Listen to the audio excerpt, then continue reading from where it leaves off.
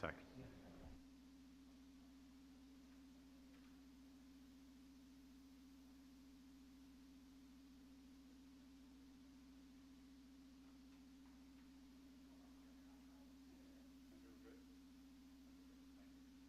Okay, let's get started. Good morning.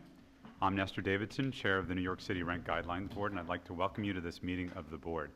This is the fourth meeting in a series of public meetings and hearings to determine lease adjustments for rent-stabilized housing units in New York City with leases commencing on or being renewed after October 1st, 2023 and on or before September 30th, 2024. I will now take our roll call. Please respond if present. Doug Apple? Present. Hennessis Aquino? Christina DeRose? Present. Rob Ehrlich? Present. Arpit Gupta? Present. Alex Schwartz? Christina Smith? Present. Adon Soltran? Present. Nestor Davidson, I'm present. Let the record show that we have a quorum. The next planned meeting of this board is the preliminary vote for rent-stabilized lease adjustments, which will be held this coming Tuesday, May 2nd. This is an in-person meeting, and it will start at 7 p.m. at the Great Hall at Cooper Union, 7 East 7th Street at the corner of 3rd Avenue in Manhattan. Doors will open at 6 p.m. We encourage you to arrive early and to avoid delays and help speed the entry of the public. Your cooperation, patience, and understanding are greatly appreciated. Please note that there are COVID-19 protocols at Cooper Union that are required to attend the meeting in person. In order to enter the meeting, you must show proof of vaccination or a negative PCR test by a third party, not a home test, within 3 days of the meeting, or a negative rapid test result taken by a third party, not a home test, on the same day of the meeting. Masks, however, are optional. If you are unable to attend the meeting, you can also live stream the preliminary vote via YouTube at youtube.com/Rent Guidelines Board.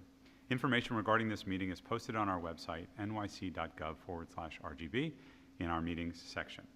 If you are interested in receiving email updates about upcoming RGB meetings and hearings, please go to our homepage and click on Email Updates under Quick Links. Proposed language for the apartment and hotel orders were emailed to board members yesterday, and there are copies of this proposed language in your meeting folder. You will also find in your folder 3 staff research memos and some submitted testimony for today's meeting. We will begin today's meeting with our tenant panel, which is scheduled to go to 12:15. The board will take a break from 12:15 to 1 p.m. Then in the afternoon, we will hear testimony from the owner panel from 1 p.m. to 3:30 p.m. Any questions or comments? Great. With that, let me welcome Sam Stein from the Community Service Society of New York. Thank you, Sam.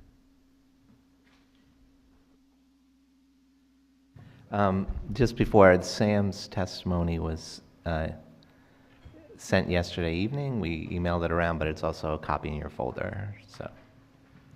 Sorry, Don. Also, before we begin, are we going to address the topic of the 4 additional hearings after the fact? Or I was thinking we would do that at the end of the day because I want to make sure we get through all the testimony, but we will definitely. All right, thank you. Thank you, Adon. All right. Thank you for the opportunity to testify before the RGB as you conduct your annual deliberations on an appropriate rent adjustment. The decisions this board makes impact millions of New Yorkers, many of whom are struggling to remain in their homes. We appreciate the chance to share with the board our perspective on the data that the RGB staff has presented so far, and the chance to add data of our own. We welcome the board's new chair, Nestor Davidson, as well as all new board members. My name is Samuel Stein, and I prepared this testimony with my colleague, Oksana Mironova. We are senior housing policy analysts at the Community Service Society of New York, better known as CSS. CSS is an independent nonprofit organization that addresses some of the most urgent problems facing low-income New Yorkers, including the effects of the city's chronic housing crisis. Since 2002, we have administered our annual Unheard Third survey, the longest-running scientific survey of low-income communities in the United States. I want to start with our review of this year's RGB data. In the income and expense study, we learned the following about the conditions for landlords in 2021, the most recent year real property income and expense, or RPIE, statements were available. Losses in net operating income, or NOI, were concentrated in what the board calls core Manhattan. I always found that an odd term, but that's what you all say. NOI losses in core Manhattan were more than 4 times higher than the rest of the city. Some neighborhoods in Queens, Brooklyn, and Staten Island saw NOI growth in stark contrast to the 21% losses in core Manhattan. Similarly, the preponderance of distressed buildings was located in core Manhattan. Building owners' incomes grew in every borough but Manhattan. Between 2020 and 2021, rent collection mostly rose, but went down 5% in Manhattan. Every community district in the Bronx saw rent collections rise, while just one in Manhattan, Central Harlem, saw the same. The greatest declines in rent collection were in 2 of the most expensive rental markets in the city, the Financial District and the Upper East Side of Manhattan.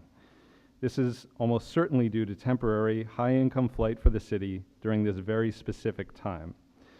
NOI losses clearly correlated with the percentage of rent-stabilized apartments in a building, with the highest losses in buildings with the least stabilized apartments. HCR reported positive rent growth for this year, as did the RGB's own rent index. Only the RPIE showed rental decline, suggesting it was the mix of market rate units that was responsible. Even with NOI losses, the report showed that NOI is up by about 50% since 1990, accounting for inflation. If we put this all together, a clear picture emerges.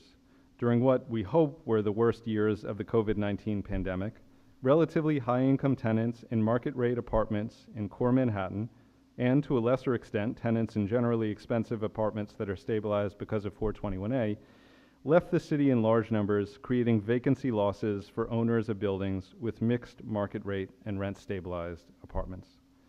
2021 was the most recent RPIE data that the board had available. But does anyone here believe that these market rate and 421A apartments have remained vacant over the last 2 years? Of course not. In the years since, market rate vacancies have shot down and rents have shot up, especially in the very neighborhoods that showed the greatest NOI losses in 2021. Let's consider some street easy data on changes in the market since the 2021 RPIE data presented to the board. Median Manhattan asking rents in January 2021 were $2,760, which, according for inflation, was the lowest point in nearly 10 years of street easy data, a 26% decline from the year prior. By January 2023, they had shot up 52% to an astronomical $4,200.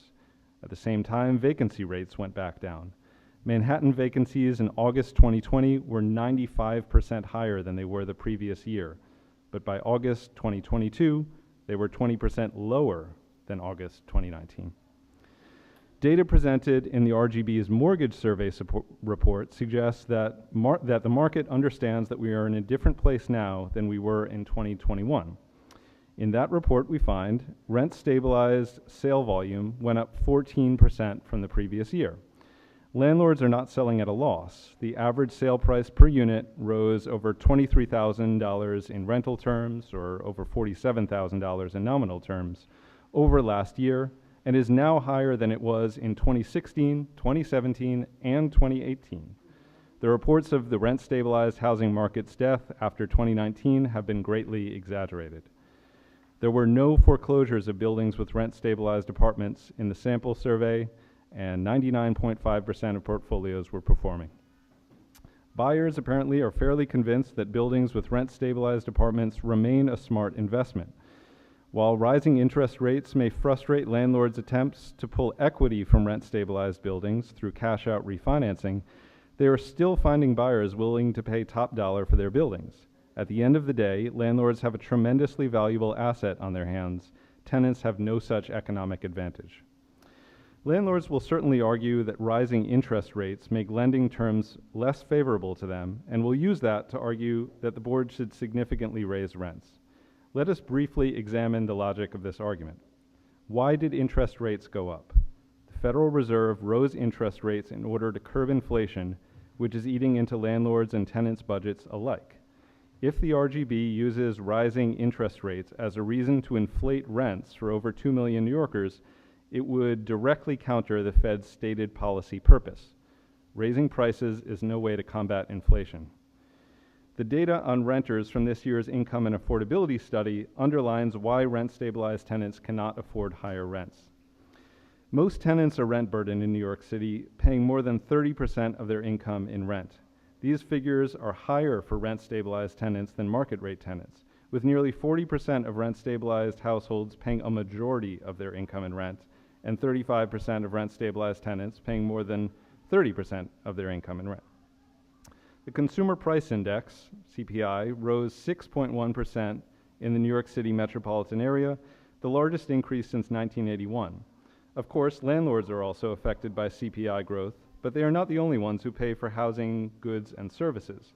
Tenants are usually responsible for electricity, cooking gas, and internet in their apartments, and these prices all went up in the past year. Electricity costs rose 12.5% during 2022, and gas bills went up 5%. All growth in wages was swallowed by inflation, for all practical purposes resulting in wage declines. Real wages declined 2.1% in 2022. It is worth recalling here that the number one driver of inflation for New Yorkers is rent. Last month, the Bureau of Labor Statistics reported that housing costs are responsible for more than 70% of contemporary inflation. The RGB projects that the Emergency Rental Assistance Program, or ERAP, will pay out $2.361 billion to New York City landlords for past, and in some cases prospective, missed rent. No data was offered on the Landlord Rental Assistance Program, LRAP, but we know from OTDA that this program has paid out $201.75 million to New York City landlords. This combines to a historically large, perhaps unprecedented, amount of money paid to landlords to recoup their rental shortfalls, $2.563 billion. For a sense of scale, the entire forecasted capital budget for HPD in 2024 is $1.2 billion, less than half this total. The income and affordability data, which it's worth remembering is for the most part more than a year more current than the data we have about landlord expenses, clearly shows that for tenants, hard times have continued unabated. We will have even more current data to share about that in a moment. But the data also make clear that the landlord hardships expressed in the income and expense report's 2021 data have, to a tremendous degree, since been repaid. Losses due to vacancies have been filled, and with tenants paying far more than they would have a couple years ago. Losses due to non-payment, meanwhile, have largely been addressed through both the ERAP and LRAP programs, resulting in $1 billion in public funds compensating landlords for COVID-related rent shortfalls. There is therefore no need to repay these landlords once again through a rent increase for all rent-stabilized tenants. Many tenants remain in extremely tenuous economic straits. The selected findings of the 2021 Housing and Vacancy Survey begin to paint a picture of who lives in rent-stabilized housing. Even though it is not a means-tested form of housing, rent-stabilized apartments are home to the largest share of low-income New Yorkers of any housing type at 38%. When compared to market-rate tenants, rent-stabilized tenants tend to have lower incomes, are more likely to have an elderly householder, are more likely to have a householder with a disability, and are more likely to be people of color. When asked their confidence in their ability to pay a $400 emergency expense, just under half of rent-stabilized tenants say they could not pay, compared to about a third of market-rate tenants. For a more specific look at hardships faced by rent-stabilized tenants, we offer data from our most recent Unheard Third survey. Each year, CSS contracts a professional polling firm to conduct a statistically rigorous survey of New York City households. The survey was last conducted in August 22, just 8 months ago. Here are some of the findings on rent-stabilized tenants specifically. 48% of rent-stabilized tenants said being able to afford rent is a problem for them. 31% had their work hours, wages, or tips reduced. 20% are employed through app-based gig work, and of those, a majority, 60%, are using gig work to supplement other jobs. 51% of rent-stabilized tenants have less than $1,000 in savings. 33% are on Medicaid, 29% have student loan debt, and 27% have medical debt. In all but one case, these findings were more severe than last year. The trend of the data clearly points toward rising hardships for rent-stabilized tenants. All right. With tenants on the edge, an RGB rent increase could push many into non-payment, eviction, and homelessness. Our unheard third data captures the following findings for rent-stabilized tenants. 39% of rent-stabilized tenants reported that their income was not enough to meet expenses and bills all or most of the time. 23% often skipped meals or went hungry because there wasn't enough money to buy food. 24% postponed getting medical care or surgery due to cost. 22% were often unable to afford subway or bus fare. 28% cut back on buying school supplies or clothes because of lack of money, and 14% reported that their landlord threatened them with eviction. This last finding, the percentage of tenants who reported that their landlord threatened to evict them, was higher in 2022 than any other year as long as we have been asking this question, which is for the last 11 years. As the Income and Affordability Report noted, evictions are rising sharply so far in 2023, and the proportion of evictions in buildings with rent-stabilized apartments is rising as well. Because a member of the board asked after our testimony last year, I wanted to offer some figures on CSS's Income Support Service Division's work, helping tenants avoid eviction. In 2022, CSS offered over $300,000 in grants to 142 families facing eviction. While a few of the households were in public housing, the vast majority lived in privately owned buildings, and those in private housing, 79% were rent-stabilized tenants. We understand that the RGB alone cannot prevent evictions and homelessness. We're fighting at the city, state, and federal levels for more resources for tenants to pay rent, including reforms to the City FEPS program, the creation of a housing access voucher program, expansion of the federal Section 8 program, as well as for the production of new affordable housing. In fact, when I leave here, I'm going to walk across the street and lobby the city for more affordable housing production.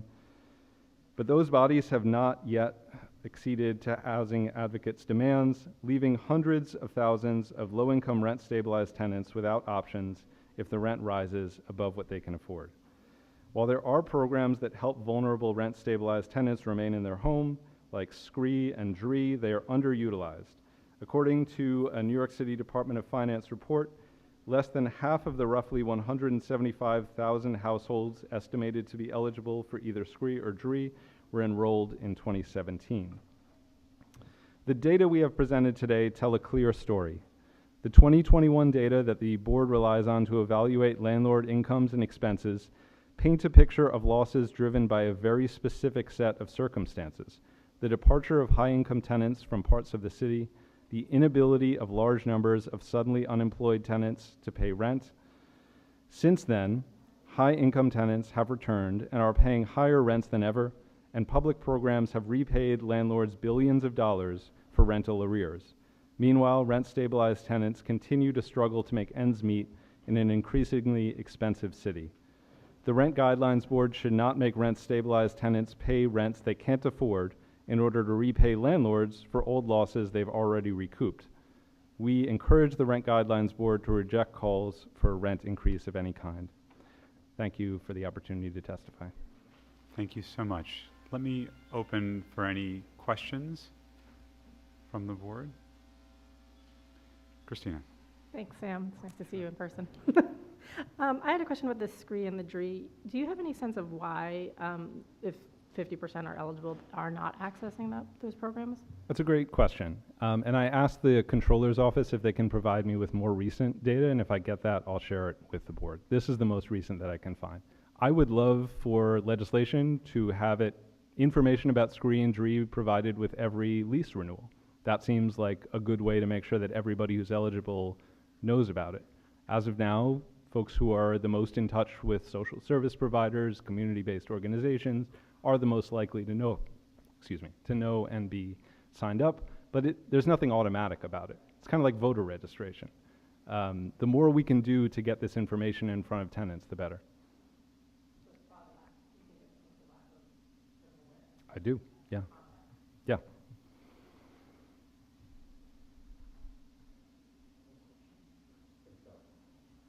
Thank you, Sam. Really very, very informative.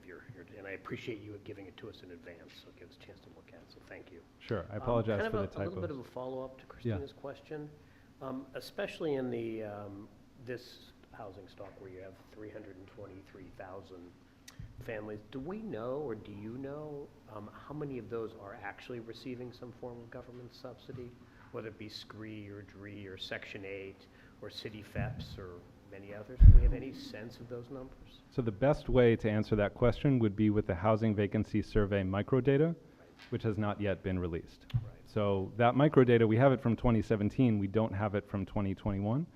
I suspect if you ask that question to Liz Gaumer at the HVS unit in HPD, she will be able to go through it. Basically, they have to go through a review process with the Census Board before releasing it. I suspect for this board, they will do that, but I don't have it.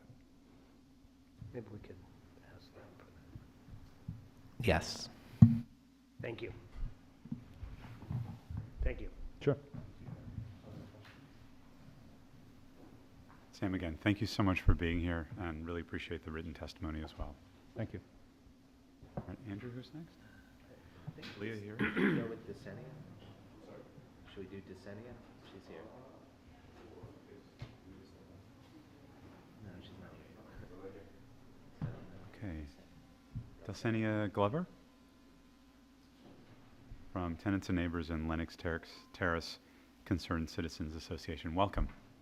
Good morning. Thank you. Thank you.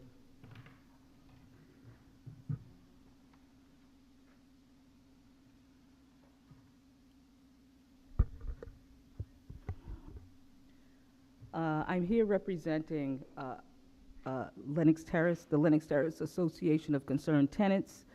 We are a tenant association member of Tenants and Neighbors, an organization I formerly led.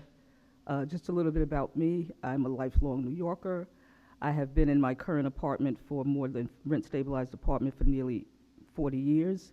I have been active in the housing justice movement for more than 15 years and testify at the RGB hearings each year. In 2016, as a member of the Rent Justice Coalition, I lobbied this board for a hearing in Harlem, and with the support of then Borough President Gail Brewer, it was successful, and we began having hearings uptown so that folks in my community and further up would have an opportunity to testify, since I never saw us in the rooms when you had them previously. I do not know the schedule for this year, but if you are doing in-person testimony, I do hope that the Harlem hearing is back on the schedule, so it won't be a repeat of the years prior to that, as far as who's in the room to testify. The Lennox Terrace Association of Concerned Tenants has been in existence for more than 30 years. We are a dues-paying organization, and prior to the pandemic, our membership was consistently more than a third of the residents in the complex, which is fairly extraordinary, for a complex as large as ours, which is 722 units. The 6 buildings were erected over a period of years in the late 1950s and 1960s, and it sits on a 3-square block tract. I do not know the exact specific numbers, but we believe about 30% of the units units in this rent-stabilized complex have been deregulated prior to the Housing Stability and Tenant Protection Act of 2019. The rents for the new units are more than $2,000 and go up to as high as $5,000 a month for apartments. The demographics in Lennox Terrace, as well as the entire East, West, and Harlem East, West, and Upper Manhattan community are changing as Black families are leaving the communities in droves, because, including my own daughter, because of unaffordable rents, and that includes Lennox Terrace, and that concerns us. Rents continue to rise, but I can tell you that using Lennox Terrace as an example, if it is using Lennox Terrace as an example, if it's okay, landlords' profits are increased every year. There were a few years when we had 0% increases during the previous administration, but tenants who are rent stabilized and living in apartments that were not flipped to market rate during the rush towards destabilization prior to the Housing Stability and Tenant Protection Act almost never deserve anything more than nominal increases. Why?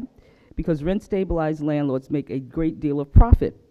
I know that to be true because the CEO of the Oldnick organization, who owns our property, bought a beach house in Florida, a third house in Florida in 2019 for $7.8 million. So they're not suffering. Meanwhile, tenants in Lenox Terrace, the rent stabilized tenants, are living in apartments owned by this landlord who have the same white painted metal kitchen cabinets on the walls, medicine cabinets and fixtures in bathroom from when the buildings were first built 60 years ago. Those who have not carpeted or redone their own floors have the same asbestos tiles on the floor from when the buildings were built. So where's the money going? It's going to vacation homes. I want to focus on seniors also. There's a significant senior population in Lenox Terrace. I mean, so much so that it probably should be a naturally occurring retirement community. Many, if not most seniors, are living on fixed incomes, but are not eligible for screen because their income may be slightly higher than $50,000 a year.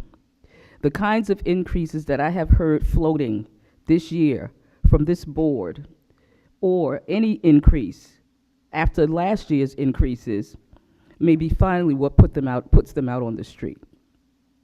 I spoke to a neighbor who was one of those seniors, and this is what she told me asked me if I would say this today. I am a single 77-year-old retired New York City worker. I have lived in the Lenox Terrace apartments for 46 years and am ineligible for screen. As things stand now, with the price of groceries and utilities going up, I am so afraid of becoming homeless. As the Rent Guidelines Board gave landlords the biggest raise last year in many years, I beg you to consider the seniors of this city and the low and middle class residents who are being priced out and into homelessness. Please consider a rent freeze. Thank you for your consideration, Veronica Glasgow. We would like to remind you that last year, as the pandemic was just starting to wane, and for the first time since prior to the de Blasio administration, this board approved increases of 3.5% for one-year leases and 5% for two-year leases, which was a significant increase for landlords. In the 5 previous years, the range was hovering between 0 and 2.5%. But I want you to keep those numbers in mind: the 5% and the 5% and the 3.5% increases that happened last year, and think about some of the statistics that Sam Stein has quoted, and that I will quote to you also. This is important because more than half of rent-stabilized tenants fall into the category of rent burden, including seniors, where the numbers are even higher.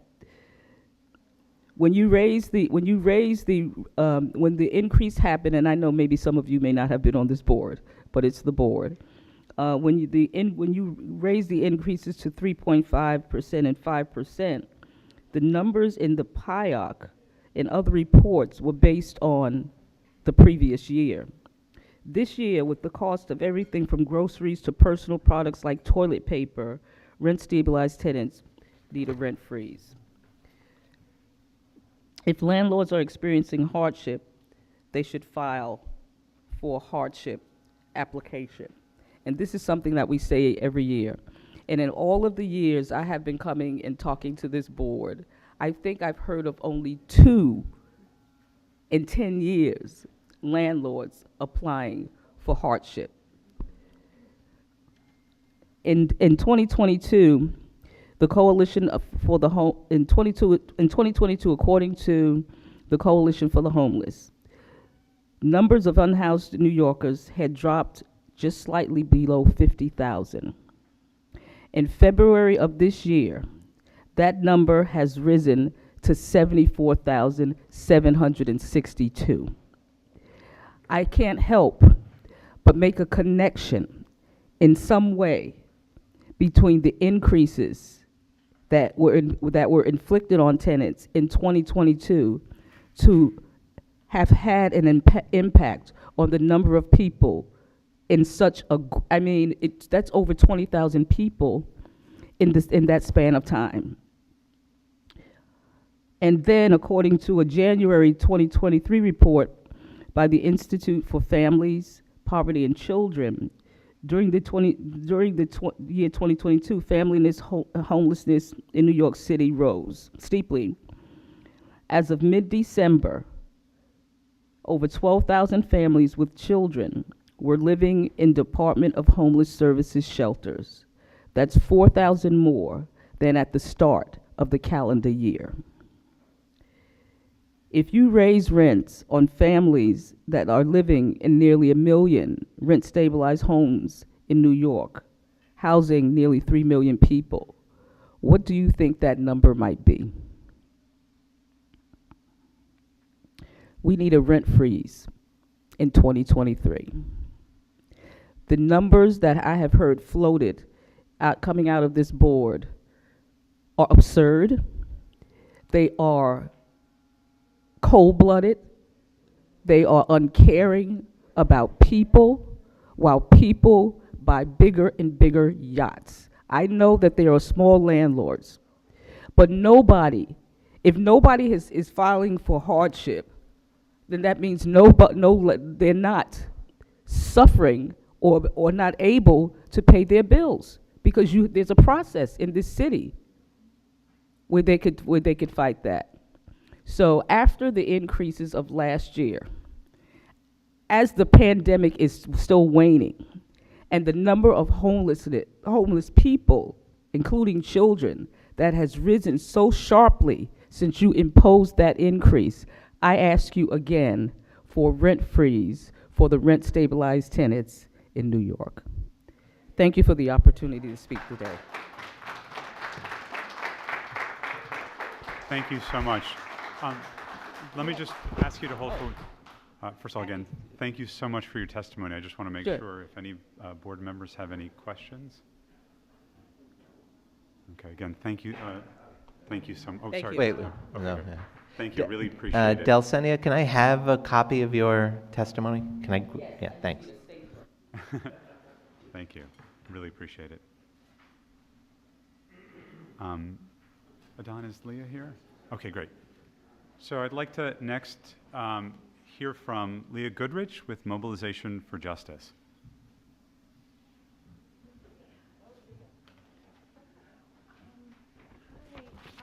Hi, everyone. Welcome. If I could, there are two tenant groups that want to testify because they have to leave. Is it okay if I testify after them? Yes. Okay, thank you so much.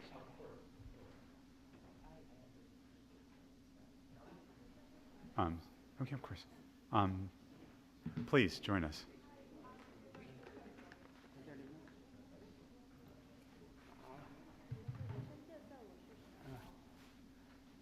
大家早上好。 Good morning. Thank you for being here. We are from PUB, Organizing Asian Communities. I think we are on the agenda. This is Senator King, and my name is Alina, and I will be interpreting for him today. What's the fine? 好 ，Thank you。Turn on the mic. Can you hear me? Great. 你要再可以了，可以了。大家早上好，我名字叫陈仁平，我是台南街住客协会的会员。我05年参加台南街住客协会。 Hello, everyone. Good morning. My name is Chen Renping. I represent the Chinatown Tenants Union. I joined the organization in 2005. 我现在我的租金是1500 52.3毛6，我的退休金是794块。My current rent stabilized rent is $1,552.36. My retirement income is $794. 我的租金比我收入两倍。My rent is double my income. 我现在我今年65岁了，我退休了。因为我们有生活方面和租金方面，我现在还在外面part time。I am now 65 years old and should be retired, but because I need to live and pay the rent, I am still working outside part-time. 我希望委员会和租金评审委员会一定要跟住客减租。I hope the Rent Guidelines Board supports tenants and is willing to roll back the rent. 如果不减租，我们生活上非常困难。If the rent is not reduced, life will be very, very difficult. 我的社区里面很多住客像我这样情况。I've encountered many people like me in my community. 有好多人退休了，都没办法付租金，又没生活上非常艰难。There are a lot of people in New York who want to retire but can't because there's not enough money to pay the rent. 我以前房东也在我家里驱赶骚扰过，也把我带到法庭上。In the past, I've had landlords that took me to court in order to harass me and pressure eviction. 我的房子前几年他们不给我装修，都是破破烂烂的和漏水的。18年开公听会，我们在公听会上面作证和告他。政府部门到我们家里检查看一下，然后叫房东修理。A few years ago, my building was dilapidated. Repairs hadn't been done in years, and the whole building was leaking. In 2018, my neighbors and I appealed in court. A government agency had to conduct a building inspection before the landlord was willing to repair it. 很多住客都给房东骚扰和驱赶过，因为我们都没有英文，都把他带到法庭上。The situation of many people is that they have been harassed and evicted by their landlord, in particular when we don't understand English and when they don't have enough money to pay the rent. 但是租金已经太高了，实在不能加租了。If many tenants can't pay the rent, the landlord will take us to court. But the rent has already risen too high to several $1,000s. It absolutely must not go up. 为了付租金，我们生活上非常困难。In order to pay the rent, our lives are incredibly difficult. 如果加租，很多住客都付不起，都给房东驱赶过。If the rent increases at all, New Yorkers will be driven away and will be evicted by their landlords. 我们希望公共代表不要加租，一定要减租今年。We hope that the Rent Guidelines Board and all of its members this year will not add any rent and roll back the rent. 去年加的太高了。Already last year the rent was too 去 high. 年两年租金加了5%， Last year the increase was 5%. 一年加租是3.5%。And and 3.5 for 1 year. 希望你在座政府部门一定要减租给我们住客。 For the sake of tenants, we need representatives of the government like yourselves to lower the rent. 还感谢你们。 Thank you, everyone.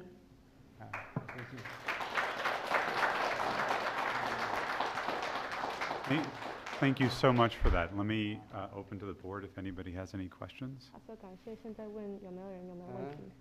他说感谢你，问大家有没有问题。 Again, thank you so much for being here. 好 ，Thank you, 可以 Thank 听 you 到。好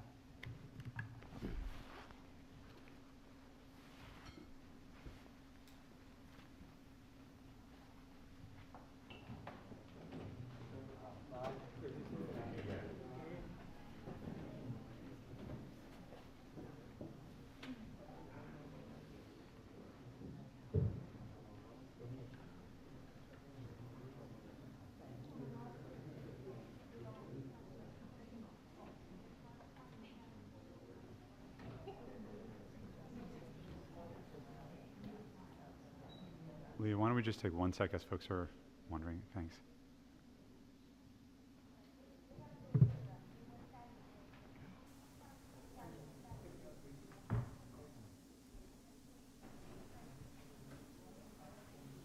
Okay, great. Let me introduce Leah Goodrich from Mobilization for Justice. Thank you for being here. Thank you so much. Leah, could you put your mic on? Oh, is it on? You don't remember? I'm so crushed. I know. Can you hear me? Okay. Yeah, now we can. Thanks. Good morning.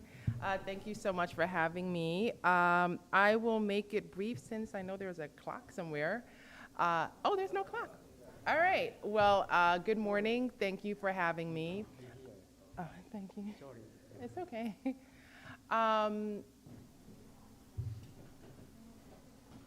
So I come here today to speak not only as a former Rent Guidelines Board member, but as a tenant representative on the board, but as a New Yorker who was born and raised here, as a Black New Yorker, as a tenants' rights attorney.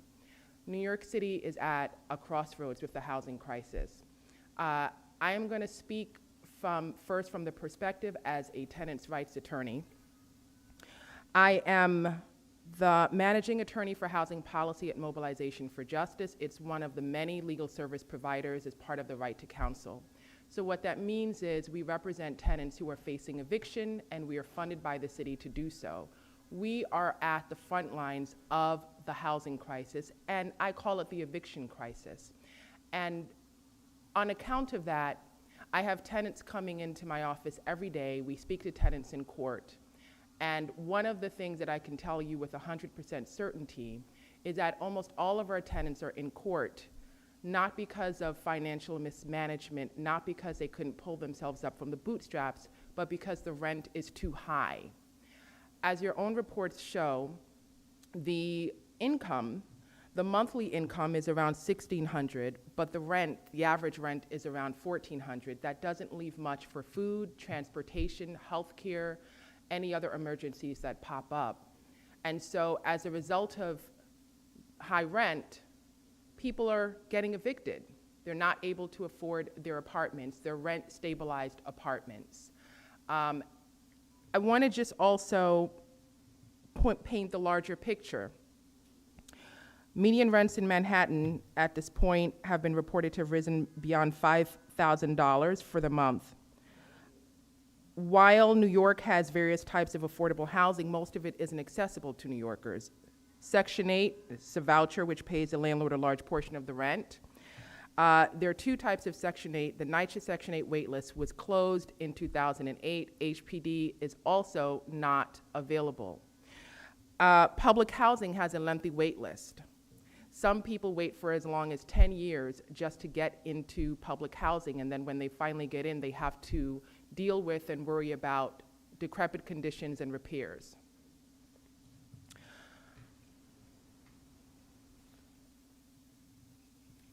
What that means is that rent stabilization is, in fact, one of the last types of affordable housing that's available here that we're actively trying to save, but even that is at debate and may very well go to the Supreme Court in a case to challenge it entirely. And so we are at a crossroads here, which is what comes up in my daily work and why people are in my office scared and terrified.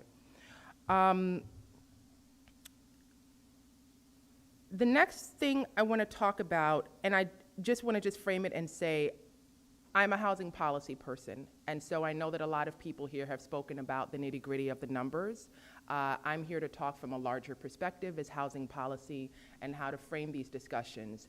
So the next point that I want to bring up is one of the issues that I found frustrating, not just while being on the board, but not on the board and just as a New Yorker, is that oftentimes the framing of the discussions would equalize two different, and I wouldn't even say struggles, but two different experiences. So for example, one experience would be a landlord who is trying to make a profit off of their property and therefore wants rents to be raised, and the other experience would be a tenant who is literally on the brink of homelessness because those rents will be raised. Those experiences are not the same, and they're not equal, and shouldn't even be considered two of the same struggles. But oftentimes, having been on this board, unfortunately, the experiences were equalized. I think sometimes, we need to take a step back and look at the normalization of the housing crisis as well.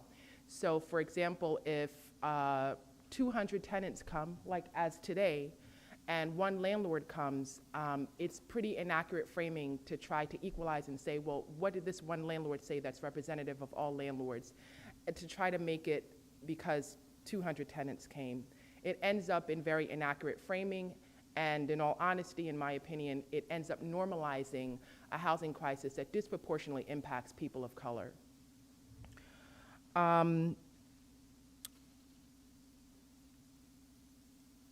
I will give an example of how this would play out. So one aspect that was particularly frustrating, and I say this because I think it's helpful in terms of board members to understand framing these discussions that happen in the boardroom and obviously outside of it.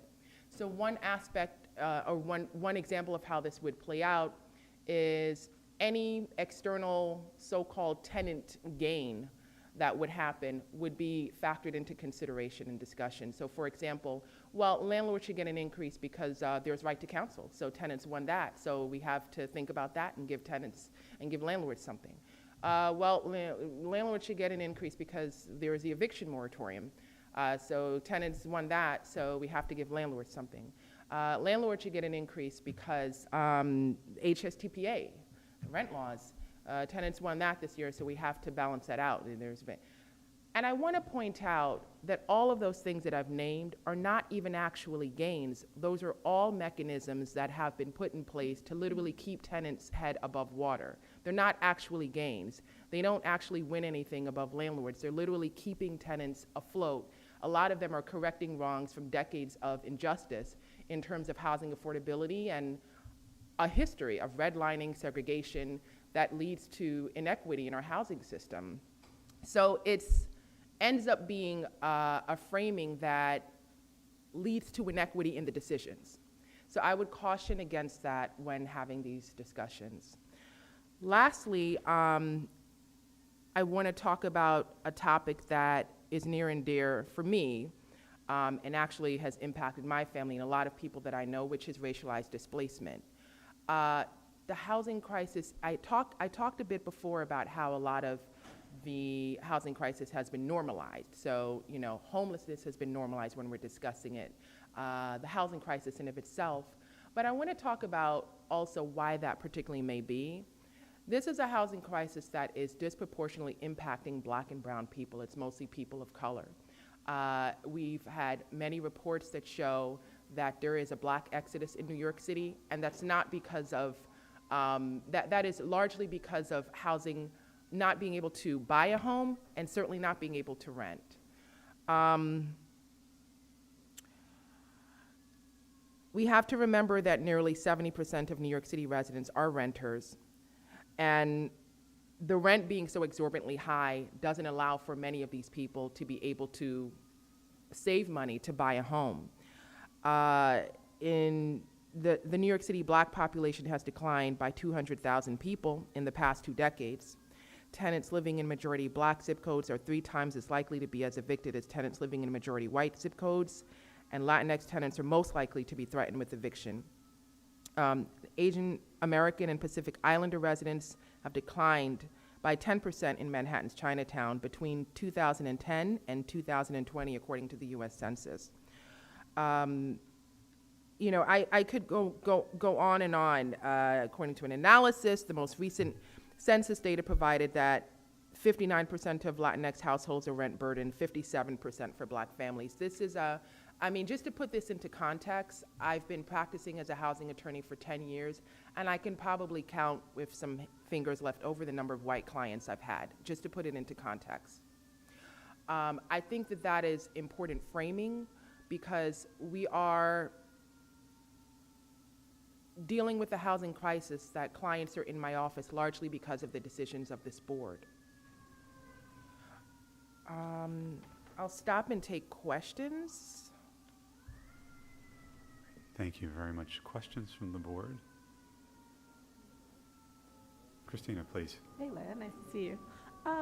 When a question, this has come up in previous board conversations, with the right to access to counsel, are you, those who have counsel seem to fare a lot better in housing court? Is that, can you sort of expound on that and the reason?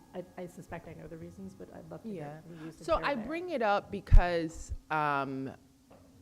so this is the way that it has come up before on the board. Well, tenants got the right to counsel, so we should, that's another reason why landlords should get an increase. It's the right to counsel is literally an example of correcting or trying to balance an imbalanced system. Over 99%, no, over 99, about 99% of landlords already had an attorney, and most tenants didn't have an attorney prior to the right to counsel. And so with that, what happens is tenants would come to court, have rent-stabilized apartments, agree to unfair contracts saying that they're going to move out, and then they, you know, finally get an attorney later, and then we'd say, why did you sign this? You didn't have to move out. Oh, I spoke to my lawyer. That wasn't your lawyer. That was the landlord's lawyer. And so the right to counsel provided a system, at least, or provides a system where it balances what's very imbalanced. Most of our clients, when they went to court without an attorney, thought that the landlord's attorney was their attorney. And I think from having done this work for a long time, people are so terrified and stressed out to be in court. They're not even realizing what's going on. They just sort of want to try their best to save their apartment, so they sign anything. So yes, the right to counsel helps, obviously, and our whole purpose is to prevent evictions, but I don't think that it's fair to, you know, what does that have to do with landlords making a profit? That's the question. I think my main point is the framing, unfortunately, at the end of the day is how many profits did landlords make? My personal opinion, I think maybe it might not be shared by every member of the board, but my personal opinion and experience while being on the board was the most important every year was what was the NOI? And so we had to base everything based off of what we felt landlords made this year as opposed to last year. And I know that there was some debate over whether the NOI was reflective of profits, but that was the most important figure that was on the board for me that we had to work around. So it really sort of framed a discussion as, you know, how many profits did landlords make this year, and you know, whether it kept up to par. The other last thing I'll say is that, you know, well, you know, I'll leave that. I was going to talk about small landlords, but I will. That's another discussion. I'm happy to discuss if you want. So. Thank you. Hello, Rob. Other Rob and I spar often in housing court, so that's why he's over there smiling. I think he's always smiling. Not while we have our cases. Yeah, not when we. Any other questions? Leah, if I could ask you, if you have a version of the statistics and the information you were sharing, if you could share that with us, Yes, that would be terrific. I'll email Andrew. Yeah. Really appreciate it. Great. Cool. Any other questions? Adon, please. Leo. Good to see you. I just wonder if maybe you can speak to the eviction crisis and the housing crisis in the context of what providers are also going through in terms of the struggle to retain attorneys and to actually ensure that we have folks on the ground who can assist folks. Yeah, I mean, this is another crisis as well. We don't have enough attorneys. I, as I mentioned before, have been in this particular world for a little over 10 years, and I have to say this is the worst time. All the organizations are facing people who are quitting because it's a stressful time. I want you to imagine the work of an ER doctor and picture a tenants' rights attorney. We're literally facing a crisis. Someone's getting evicted, and so then one staff attorney often can have 40 eviction cases at once. And so it's literally like if you make a mistake, someone gets evicted. So it's a very high stress job. It's also a lot of secondary trauma. But what we're seeing right now is a behemoth housing crisis that's not matched with enough attorneys, and people are getting evicted.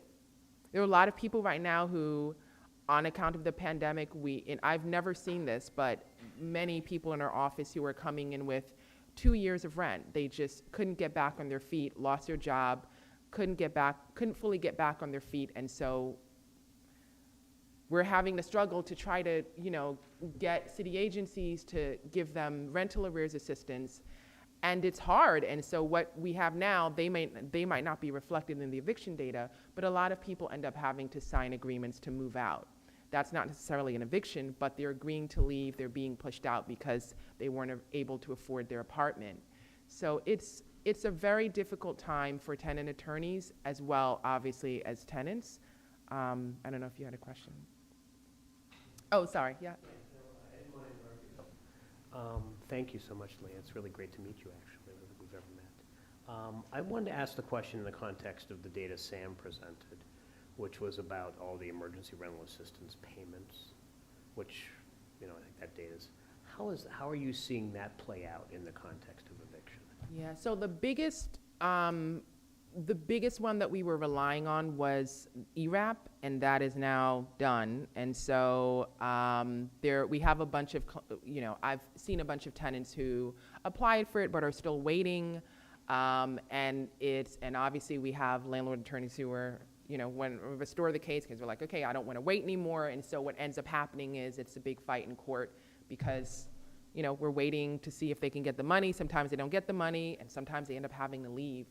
A lot of the other city agencies, what I'm seeing on the ground is that it's very different from pre-pandemic. People just owe a lot more money, and so what's happening is that a lot of the agencies don't have the same amount of money to give right now. So beforehand, someone might we might easily be able to say someone is going to get a one-shot deal for $10,000. Now, we're not sure because it's less money. I mean, everyone's applying right now for $30,000, for $40,000. And so it's a really, at least from my perspective on the front lines and as a tenants' rights attorney, it's just a very different perspective. I mean, I'll actually agree with you on that because, no, I know, Leah, do you believe that? We actually agree on something. No, the numbers are astronomical. Even after ERAP payments, you're still seeing balances of $30,000, $40,000, $50,000. And the agencies, whether it's HRA, whatever it might be, even city FAPs, things of the sort that you normally rely on are not paying those monies. We're not paying the money, yeah. So it's, unfortunately, on our side, the time that it takes to get to that point, 6 months, 9 months, a year, and the damage is just, it's insurmountable. So just to go off of that, so then what ends up happening is that the landlord says, it's been 4 months, I'm tired of this, I want to bring this case back to court, and so sometimes the tenants have to leave because sometimes the judge said, okay, well, it's been 6 months, we don't know where the money is, you haven't been able to get this money, and so you have to go. It's happening. So it's, that's why I said in the beginning, it's a very different time.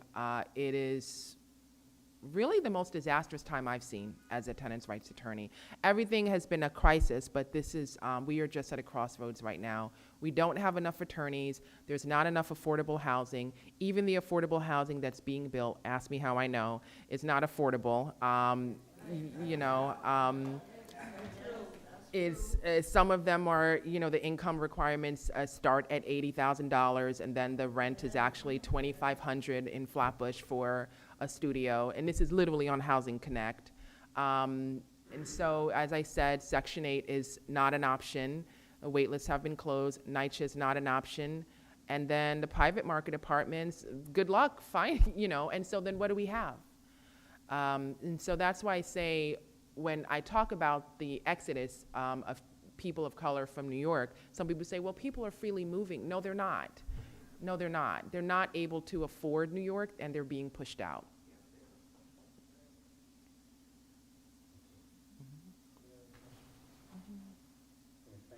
Thank you so much for being here. Really appreciate it. It was nice meeting you. Great to meet you. Thanks so much.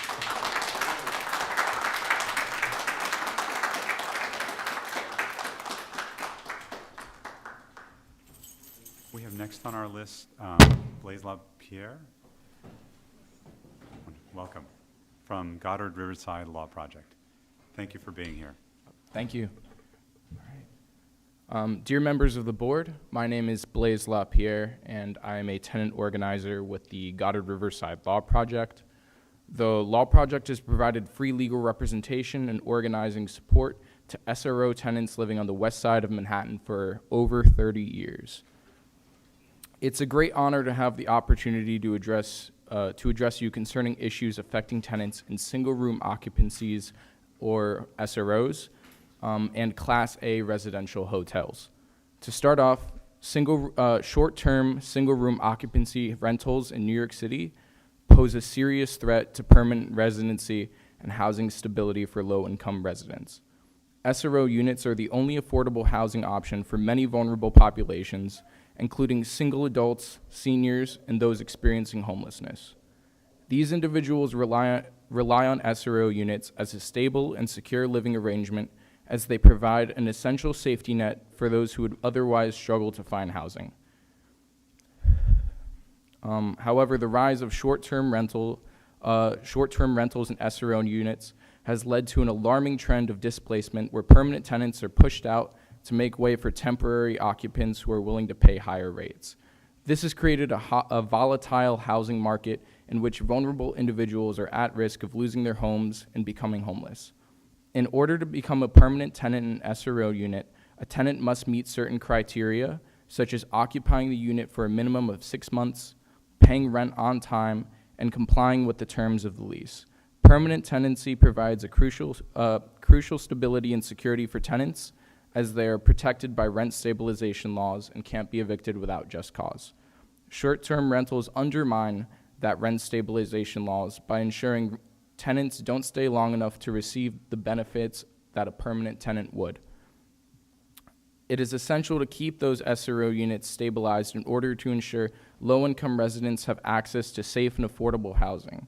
By protecting permanent tenancy, we can ensure that vulnerable populations are not displaced by the influx of short-term rentals to maintain the stability of the city's housing market. We celebrate the board's vote last year in favor of a 0% increase for SROs. This was a fair decision that considered the need to maintain rents affordable for low-income New Yorkers without compromising the ability of building owners to profit from their investments. Last year, we testified at this board regarding the lack of resources and housing alternatives most SRO tenants face if they are being priced out of their home. We also discussed the profitable uses of SRO buildings make of their properties without renting them to permanent tenants. Additionally, we discussed how we anticipated the COVID-19 pandemic disproportionately impacted SRO tenants. Unfortunately, the conditions that warranted last year's 0% vote remain unchanged. SRO tenants continue to struggle while buildings designated for residential use by rent-stabilized tenants are increasingly used for other purposes which generate significant profits in these buildings. Furthermore, SRO tenants have been and will continue to be particularly affected, especially in light of the COVID-19 pandemic. This is further coupled by the recent inflation crisis, which heavily impacts people on fixed incomes, considering that a disproportionate amount of people on fixed income live in SROs. SRO tenants are highly impacted by high inflation, and as a result, 0% is even more justified. We hope our testimony today will compel the board for a 0% increase for SRO tenants this year again.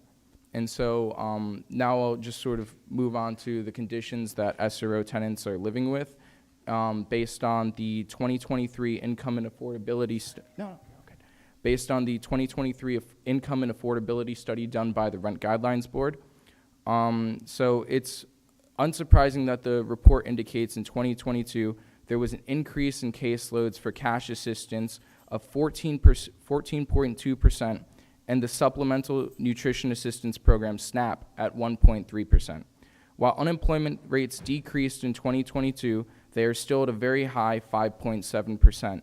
And even more worrisome is the increase in caseloads following the end of the eviction moratorium, which rose sharply by 167% and 228% in both non-filing payments and non-payment calendared cases, respectively. The economic hardship is coupled with the highest inflation the New York City metro area has seen since 1981, rising 6.1%. Low-income households are disproportionately affected by inflation, with a drop in real wages by 2.1%.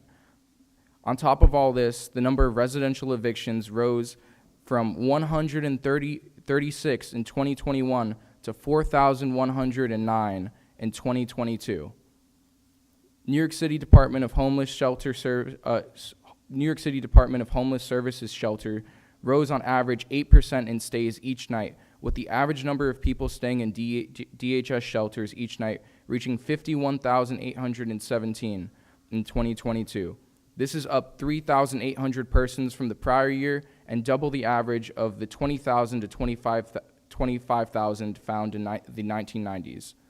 Additionally, the gross rent to income ratio for all tenants based on the Housing and Vacancy Survey Study, HVS, is 34.3% and is even higher for rent-stabilized tenants. More disconcerting than that, more than a third of rental households paid more than 50% of their income towards gross rent, while more than 28% of households paid more than 50%. We observe this reality with the SRO tenants that we serve, who frequently pay a substantial portion of their modest incomes, whether from governmental benefits like SSI and HRA shelter allowance, or from employment on rent. SRO tenants pay such a large portion of their income despite the fact that SRO tenants are habitable. Most SRO tenants live in single rooms that have to use communal bathrooms located in shared areas of the building. Lack of access to any kitchen facilities is a common feature of SRO life. The bedroom units are often tiny, with the legal minimum being as small as 80 square feet per person. Considering the minimal living conditions, it should come to no surprise that SROs are the housing of last resort for low-income people who would otherwise be homeless. It is often the only form of housing that low-income New Yorkers can afford, and thousands of hardworking people, as well as a disproportionate number of elderly and disabled people, call SROs their home. If the economic situation is difficult for low-income New Yorkers, it is dire for residents of SROs because they are historically marginalized and vulnerable population. Many of them rely on SSI, disability pensions, food stamps, and other similar resources as the sole source of their income. Tenants seeking assistance from our office report incomes as low as and lower than $10,000 per year. For many, affordability of their SRO homes means the difference between having a roof over their head and homelessness, with vacancy rates in apartments during 2014 costing below $800 at just 1.8%, and homelessness a night average nearly $60,000. The city cannot afford to increase rents on what is one of the last sources of truly affordable housing for for low-income New Yorkers. Low vacancy rates in New York City suggest that building owners have little trouble renting out their units to permanent tenants. SRO landlords, however, have found more profitable uses of their properties that allow them to reap higher profits while depleting the availability of affordable housing stock. This includes contracts with the Department of Homeless Services, Human Resources Administration /HASA, net leasing to New York City colleges, and renting to tourists legally and illegally. A report released in 2010 by the Manhattan Borough President's Office showed that 1,300 tenant SRO units were lost between 1996 and 2010 in Community District 7, Upper West Side alone. New York SRO owners are making profits by both legally and illegally renting out rent-stabilized units to tourists on a nightly or weekly basis, depending on the classification, zoning, and fire code regulations that apply to the building. Some SRO hotels are lawfully permitted to enter transient rentals, but the vast majority never inform their guests that their rooms are subject to rent stabilization. And the guest has a right to become a permanent tenant. Although the strengthening of the law prohibiting illegal hotels in 2010 and increased enforcement have helped curb the practice of transient rentals to a certain extent, many SRO owners continue to skirt the law and charge exorbitant rates for rooms that have legal rents and would otherwise be affordable for low-income New Yorkers. In 2021 alone, the Mayor's Office of Special Enforcement issued 2,700 violations for illegal short-term rentals of SRO units. For example, the Westside YMCA, a residential SRO building located at 5 West 63rd Street, that lists daily rates for rooms on its website, correlate to monthly rents of up to $3,200 a month, as well as an excess of appropriate monthly legal rents for these rooms. Westside YMCA stands to make such an excess of funds by engaging in illegal short-term rentals. They refuse to discontinue the nightly rentals despite clear guidance from the multiple dwelling laws that expressly state that this activity is illegal. Some other examples of buildings infamous for their short-term rentals are the Imperial Court, located on 307 West 79th Street, the Hotel Pennington on 316th West 95th Street, and the Hotel Continental on 330 West 95th Street. The owner of the Imperial Court was quoted in the Manhattan Express after receiving 100 violations from the Mayor's Office of Special Enforcement as saying, "We are billionaires, and we can afford to keep this building empty for the rest of my grandchildren's life, and it will not affect our financial lifestyle one bit." Ideologies like this have led to many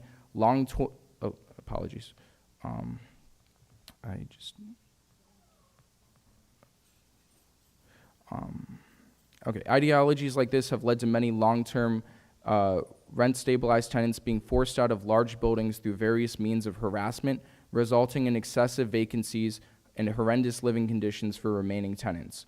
SRO owners also use websites like Airbnb to rent rent-stabilized rooms to unsuspecting tourists. Indeed, the illegal renting of affordable units through Airbnb has become such a significant problem that in 2014, Attorney General Eric T. Schneiderman issued subpoenas for a list of hosts who may be breaking the law by renting permanent units on a transient basis. He later issued a report on his findings showing that 72% of all Airbnb rentals in New York City are illegal and that commercial users control a disproportionate share of their rentals. 6% of hosts supply 36% of units and earn 37% of the revenue. While this report does not solely reflect on SRO units, it includes data on apartment rentals, but is still compelling evidence that owners stand to profit to renting short-term transient guests rather than permanent tenants. In addition to profiting off of illegal tourist rentals, SRO units also keep affordable units off the market by warehousing whole or substantial portions of their building. As tenants are harassed out, die, or evicted, their units are removed from the market. Owners refuse to rent to new tenants and units lie vacant for years. The purposes vary for this. Owners kept units vacant for years in order to deregulate the units. Some owners, however, keep their buildings vacant so they can more easily obtain certificates of no harassment, or CONHs, to convert the building for other uses. This is how HPD was able to issue 63 CONHs in 2021, an 85% 5.3 increase, despite violations increasing by 80% during the same period. Other purposes are unknown, but the effect is drastic and harmful in the reduction of affordable SRO units for the city. What we do have is certainty that the owners, by choice, maximize their rental income while keeping units vacant. The effects of this widespread practice are also known in exacerbated housing affordability crisis for those who are suffering the most. And to give an idea of how widespread this problem is, looking only at the law project's catchment area, we are aware of several buildings with large numbers of vacant units. Although the problem is widespread, following are a few of the most egregious examples aforementioned. 215 West 14th Street continues to only house approximately 4 permanent tenants despite having 18 SRO units. The Alexander 306 West 94th Street has approximately 4 permanent tenants in a building with 114 SRO units. 828 St. Nicholas Ave has only 1 permanent tenant in a building with 38 SRO units. And perhaps most egregiously, the Camden Hotel at 206 West 95th Street has 1 permanent tenant left in a building with 207 SRO units. Upon information and belief, the aforementioned Westside MCA is also warehousing numerous units. These numbers are not unique to the law project's catchment area, with landlords reporting less than half their SRO units as rent stabilized and reporting the rest as either vacant or exempt. This, however, significantly undercounts the discrepancies between rent-stabilized units and vacant transient units, as this is based on the landlord's self-reporting to DHCR. The 2022 hotel report by the Rent Guidelines Board emphasizes that the undercount of units is particularly common in those buildings registered as hotels, which are often used for commercial purposes such as transient housing. The report estimates that for the 81 hotels identified in 2021 and 2020, there were approximately 16,320 units as opposed to the 5,394 units registered with DHCR.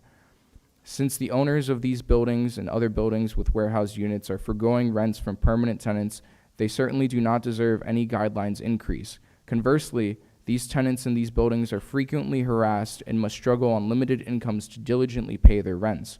Any increase would bring potentially catastrophic consequences for them and would reward their landlords for unscrupulous and illegal actions. The ongoing inflation crisis as well particularly impacts SRO tenants, the majority of who are on fixed incomes such as Social Security retirement. While Social Security does adjust for the cost of living increases, the inflation outstrips any adjustment. Many other forms of fixed income do not provide the cost for the cost of living adjustments.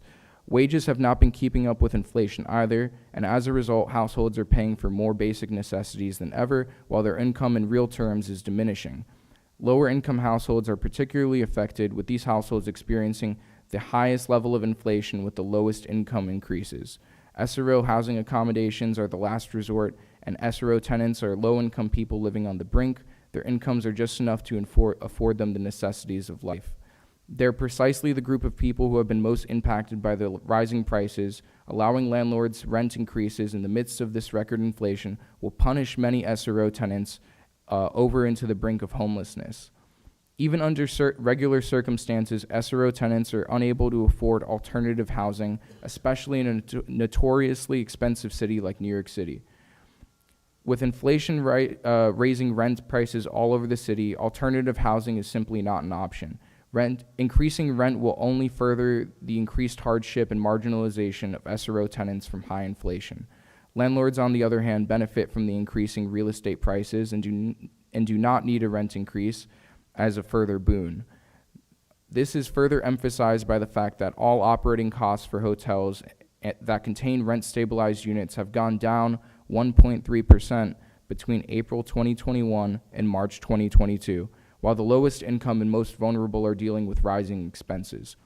SRO landlords are profiting from the decreasing operating costs and increasing real estate values. The Rent Guidelines Board should not grant an increase to benefit those who need it the least and who are often unscrupulous actors at the expense of those living on the edge of economic catastrophe and those who are trying to survive. Rent increases for tenants cannot be justified in SRO buildings that are not fully occupied by permanent tenants or where the building's income is dependent primarily on other sources other than its rent rolls. Many SRO buildings can earn a vast majority of their income from other sources other than renting to permanent rent-stabilized tenants. Rental income from permanent tenants pales in comparison to income from lucrative contracts with the city agencies to house the homeless, illegally operated tourist hotels, and the student dormitory operations that are present in many SROs. In the instances where there are no such operations, rental income could be increased simply by returning the market to all all the warehouse units that currently sit vacant.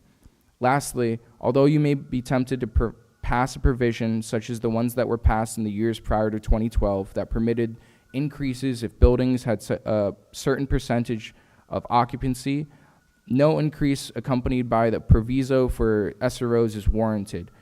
Based on our office's experience, tenants have frequently brought complaints with New York City State Homes and Community Renewal, HCR, to challenge landlords' illegal increases under past provisos.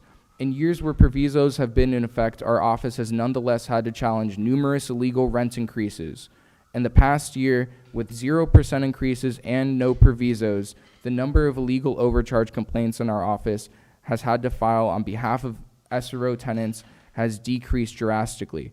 Because of the widespread practice of warehoused and alternative uses of property owners make to their building, the majority of SRO buildings would not meet the proviso criteria to qualify for a rent increase. The risk of similarly illegal increases with the proviso is high, and many tenants, fearing retaliation, will simply pay the increases without challenging them. Therefore, we encourage you to vote for a 0% increase for SROs and hotels without any proviso. In closing, I urge the Rent Guidelines Board to carefully consider the critical issue of landlords who warehouse their apartments in single-room occupancy buildings by keeping units vacant and not renting them out. And for the reasons we presented, we do not believe that SRO buildings should be rewarded with a rent increase this year, and we urge you to vote for a 0% increase with no proviso. Thank you. Thank you so much, Blaise. Let me open to see if anybody has any questions. Blaise, if I could ask you, as I have with other people testifying today, if you have a written version. I do. I can send you an email. Great. Send it to me and to Andrew. Okay. Absolutely. Really appreciate it. Thank you so much. Okay. Thank you so much. Great. Thanks. Brian? Yes. Great. My apologies for being late. Not at all, not at all. You're right on time. Oh, perfect. Let me introduce Brian Sullivan from MFY or MYF? FJ now. MFJ, okay. We'll have to fix that on our agenda. MFJ Legal Services. Great. Please, thank you.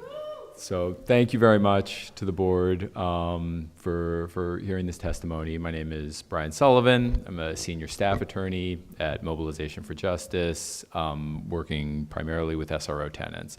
And I really agree with everything Blaise just testified to. I think there's 5 points I want to highlight that he touched on and I think are most important for the board to consider. Point 1. Over the past several years, the board has not authorized any rent increase for SRO tenants. That's been the right decision, and nothing that necessitated that decision over the past 5 years has changed. Nothing has changed that would cause or give the board reason to increase rents on SRO tenants now. If anything, the conditions that required a 0% increase over the past several years have been exacerbated for tenants. SRO tenants in particular are in a more desperate position than they were these past several years that the board has done a 0% increase. So I think the most important takeaway and the thing that I hope the board sees most clearly coming out of this is the conditions that resulted in 0% increase remain. If anything, it's harder for tenants now. Most important point. Second point, and Blaise touched on this a little too, I think especially for newer members, it's helpful to understand just how humble SRO housing is. There are the shared facilities, of course, but some SRO rooms are incredibly small. These are very low-income people renting out very small amount of space. The smallest units are probably in the Bowery, and those are, the unit as a whole is a massive loft space divided by thin wooden cubicles with chicken wire ceilings.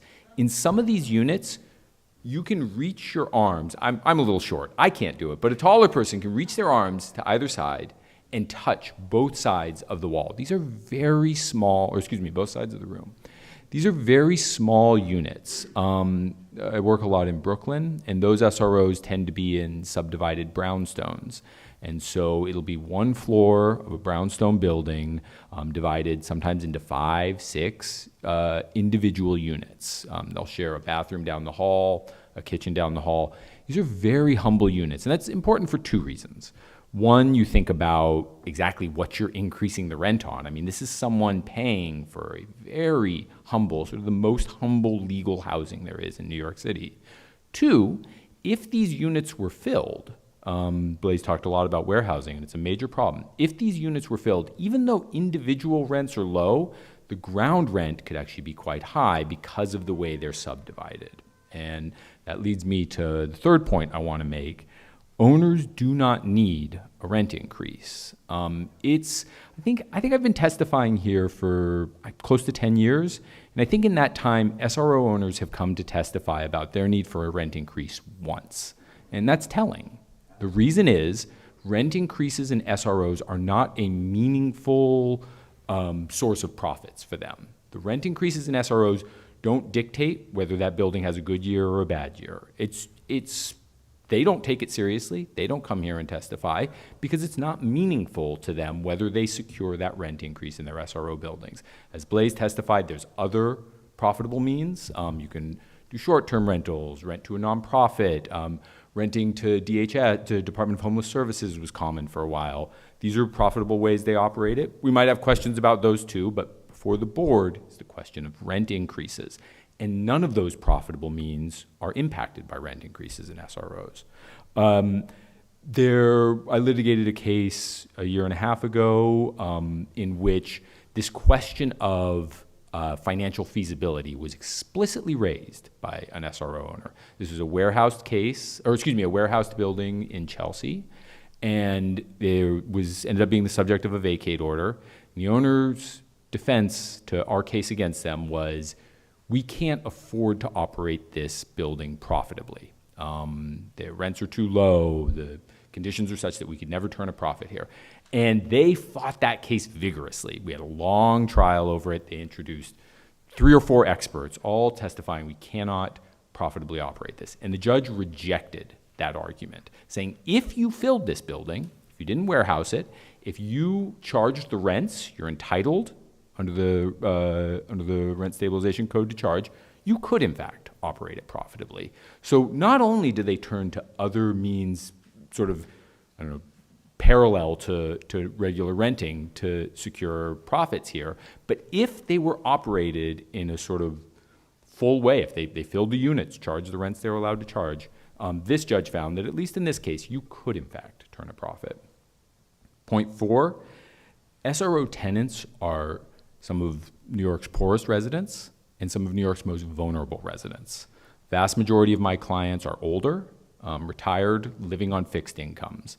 And before I came over, I was just glancing at one who I know lives in a particularly tight situation. He lives in a brownstone SRO in Brooklyn, gets Social Security income of approximately $830 a month, and his rent is $930 a month, just a little bit over that. That's his legal rent. That leaves him $100 a month to pay for food, any medical expenses, any clothing he needs to buy. Let's say he wants to go visit family who lives in New Jersey. This becomes an eat or visit family type of decision. A small increase puts this man in just an impossible situation. Even a small increase narrows that tiny amount of money he has for expenses each month to a situation where probably it drives him into the homeless shelters. And as the board no doubt knows, New York City is in the middle of an ongoing and worsening homeless crisis. This would drive some of New York's most vulnerable, poorest residents into homeless shelters. A rent increase would. And the final point I want to make is that even though the SRO housing stock has unfortunately shrunk over the past, I don't know, several decades, it still remains a crucial source of affordable housing for New York because the rents are so low. It is some of the only low-income housing, very, very low-income housing that New Yorkers can find. And there might not be as many units as there were 15, 20 years ago, but they play an outsized role in New York City's affordable housing market precisely because the rents are so low and precisely because they cater to or they're available to a portion of our population that oftentimes is trying to age in place, oftentimes trying to stay in their community and not have to move to other parts of the city. That's the only place they can live. Many of them have lived there for many years, and health services are nearby, maybe friends and family are nearby. An increase on those rents will likely drive those people out of their homes of many years. And so we urge the board to once again do a 0% increase for SRO housing for the year. All right, thank you so much. Absolutely.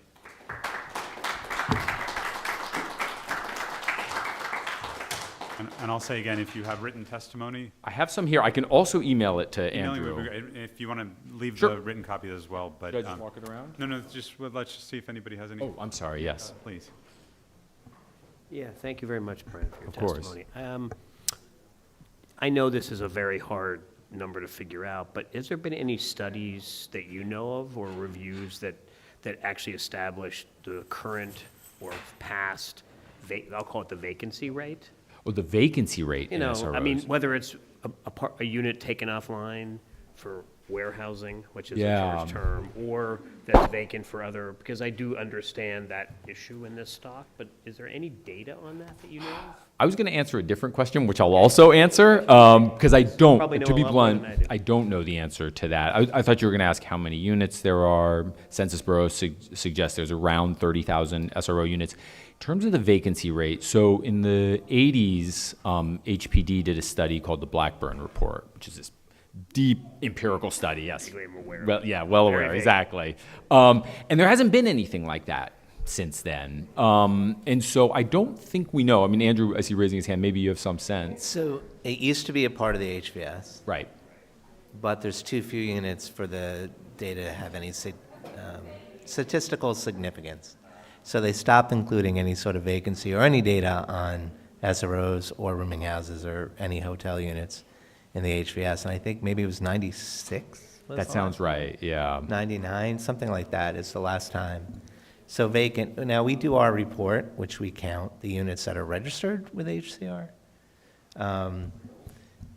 And our last one was last year. The HCR data set that we needed with new data was released later than it normally is. So we will have that report in May for everybody. Unfortunately, we couldn't get it to you before the vote, but we do take a look at the different units, ones that are occupied, what's actually being charged, what's being collected, and we use as many HCR data points. And I hope that report is helpful for your folks. That It yeah. always is, yeah. Okay. It always is. Of course, yeah. Any other questions I can answer? Any other questions? I have a few for points of clarification because we have new members on the board and you're better explaining this than I am. So can you walk us through when a unit becomes vacant, the next tenant to move into, or the next person who moves into that room, or occupies that room is a better way to say it. What is supposed to happen and what do you find actually does happen?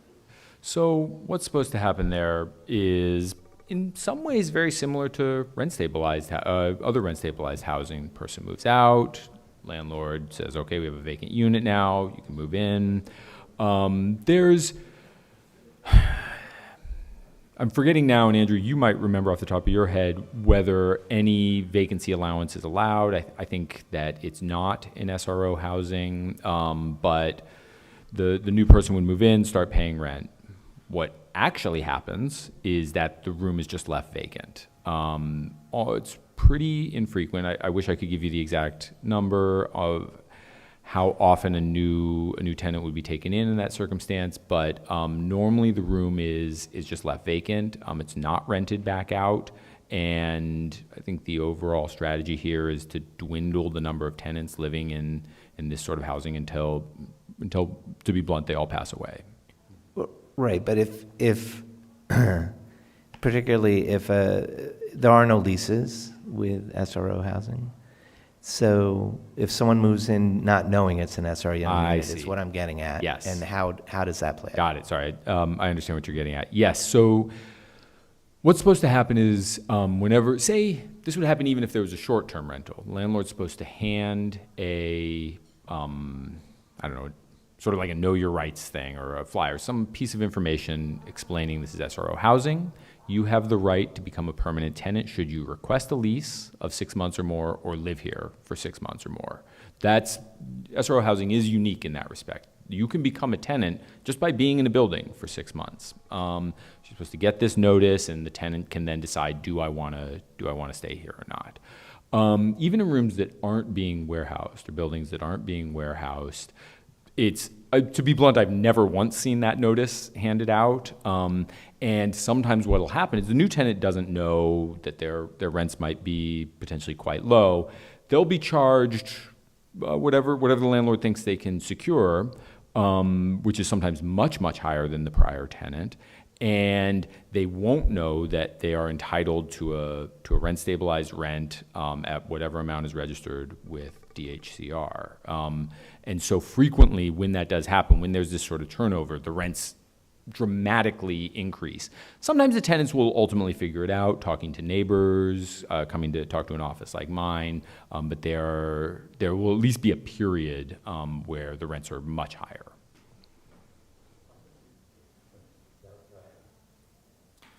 So this is kind of continuing the discussion from Doug and Andrew. So you discussed this issue of vacancies, and so you argue that, at least in the case of one building, the building owner would find it profitable to take the vacant unit and rent it out, and you're saying in many cases the building owners are not doing what you think is the most profitable option for them. So I guess my question is basically, why are the building owners then not acting according to what you think is their financial interests of renting out these units?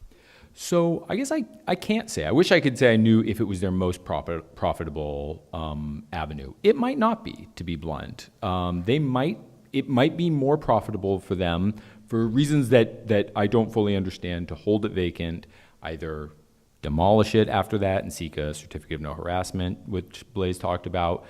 To be blunt, that might be more profitable. I really am not in a position to say. What in this case was found, and what I think is the case in many buildings, is that it would be profitable. Maybe it wouldn't be everything they'd hope to get out of it, but it would be profitable to fill the units and rent them as the rent stabilization code requires. That you could in fact turn a profit from that. So does that get at what you're asking? I guess not completely, because you're saying that it's more profitable. I guess what I'm asking is it more profitable to rent out the unit than to not rent out the unit? I see.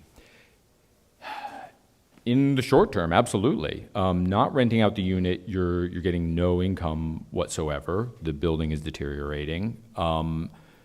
Certainly filling up and getting that high ground rent you get from that density, yes, would be more profitable. Why would the building owner not do that?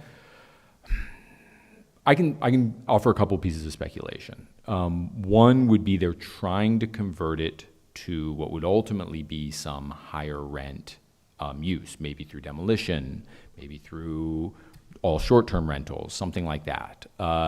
Or two, they're actually sort of this is similar to what I just said. They're waiting for it to be vacant so that they can demolish it and completely convert it to something else. So in this building, for example, that I mentioned in my testimony, part of the reason we won that trial is the landlord was very explicit to his tenants about what he wanted to accomplish here. He said, I'm going to get you all out, and then I'm going to turn this into a fancier building than it currently is. And so not only did we win on this question of can you do this profitably, it's also found ultimately to be harassment. When the SRO market, housing market collapsed, going back quite a ways now, part of the reason was landlords wanted to convert this source of affordable housing into other higher rent uses. Many SROs are in central locations, and so potentially are lucrative if they can vacate them.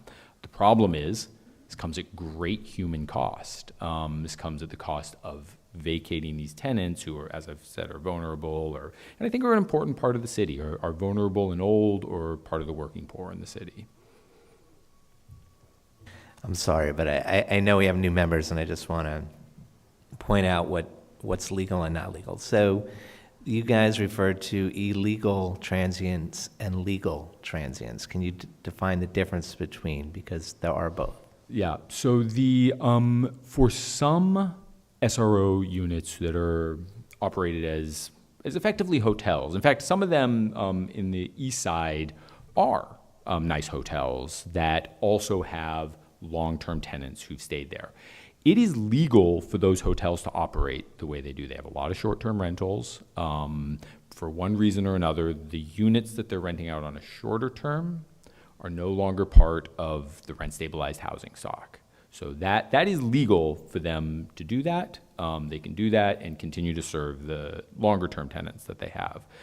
Illegal, I keep mentioning brownstones in Brooklyn because I have a few of those that I'm working with right now. Renting, these are Class A multiple dwellings, renting them out on that same short-term basis when their units should go through that process that Andrew was getting at earlier of you get your notice, you're informed that this could be rent-stabilized housing if you take certain steps. Renting those out on a short-term basis, especially without taking those steps, that's illegal. So to a significant extent, it's building specific. Some SRO units have been demolished over time and converted to more transient use, and in some cases that's fine. A building where we do a lot of work in the Bowery called the White House, it's illegal there because they continue to refuse to give new residents notice of these rights that they have. And they continue to rent out on this short-term basis when really they should be letting people know that this could become long-term affordable housing. And just to follow up, so the board is responsible for setting adjustments for 5 different classes of hotels. So I believe a lot of the Class A or Class B where there is legal transient that's allowed to happen. The rooming houses and SROs, you folks like to sort of use that term in interchangeably. Are the ones in Brooklyn you're talking about really rooming houses versus the term SRO? And is there a distinction that you find between, large SRO buildings and say, we know a lot of those are in Manhattan versus the brownstone that's operating really as a rooming house? Is there, I guess so there would be distinctions on this question of short-term versus long-term rental. For these large Manhattan buildings, it's much more likely, although not in every case, but much more likely that short-term rental is allowed in those.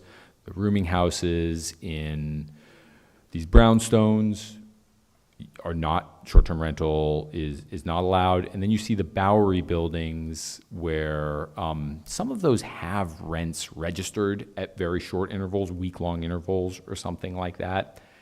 I suppose short-term rental would be allowed there, but it would have to be at the rate set by the board and by prior registered rents. and then are there lodging houses that you know of? Are there Still lodging houses? Can those short-term rentals happen in those, you're asking? Yeah, are there any, number one? Are there any? Right, it's been, and if there's anything else. I mean, they were predominantly in the Bowery, I believe, and I don't know if lodging houses, how many exist anymore? I mean, we were responsible to set adjustments for them, but do you have a sense of? I do not. Because there is no distinction in the HCR data. It's an SRO or a rooming. Yeah. So there's no specific lodging housing. I'm just curious. The last time you came across one? Last time I came across one was probably 10 years ago. I'm not saying they don't exist, Yeah. but... Okay. I just want to put it in perspective. The board is probably... And then finally, there was some mention of something called a proviso that we've done in the past. And Blaze had mentioned it in his testimony, but knowing there's folks on the board who are new, so the last time we gave an increase was 2011, I believe, it's 3%. But there was a proviso to that saying that at least 85% of the units had to be occupied by stabilized tenants to get the increase. And the idea, what the board was trying to do back then is recognizing owners that are truly operating the units or buildings as either an SRO or a rooming house primarily, and that if they're 85% occupied, then they, with stabilized tenants, they would be allowed the increase. So that's what was referring to provisos. There's been other ones over time. That percentage has increased or decreased over time when there's been an increase granted, but I just wanted to clarify that for our folks. And to clarify, I think one point, I'm pretty sure Blaze would agree with me based on his testimony, we would encourage no use of provisos this year. I understand the balance the board was attempting to seek back then. If the board does approve, which I hope you don't, but if you do approve an increase this year, we'd hope there would be a proviso for precisely the reasons Andrew just outlined, but we would encourage no increase without proviso. We'd say don't do a proviso. And just to clarify about rents, so if for example, someone like DHS does put someone in a SRO, what does that mean for the actual stabilized rent?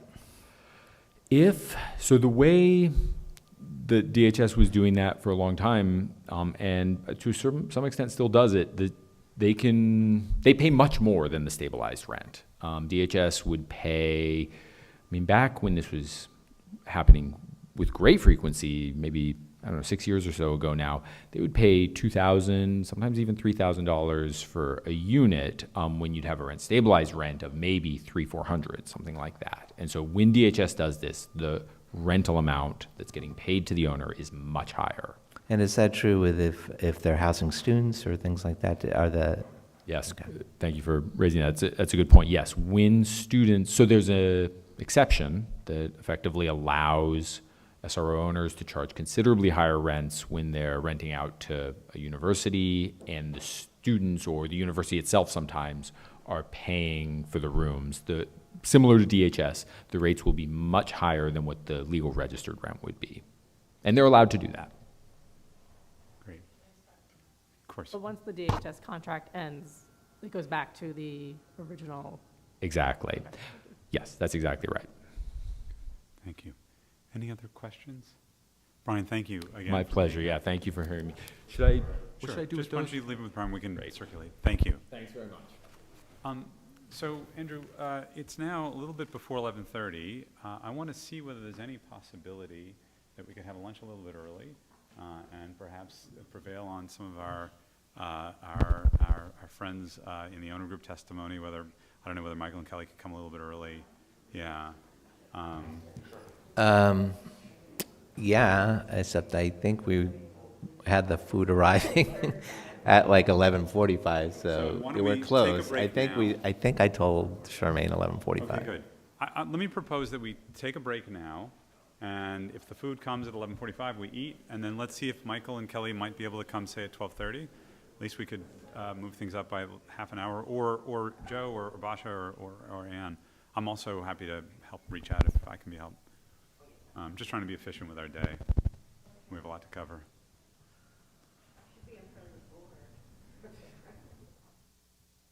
Brian, do we need to do anything to pause, or will it run the whole time? Thank you very much. Yeah. Okay, so are we breaking for lunch, basically? Yes. Okay.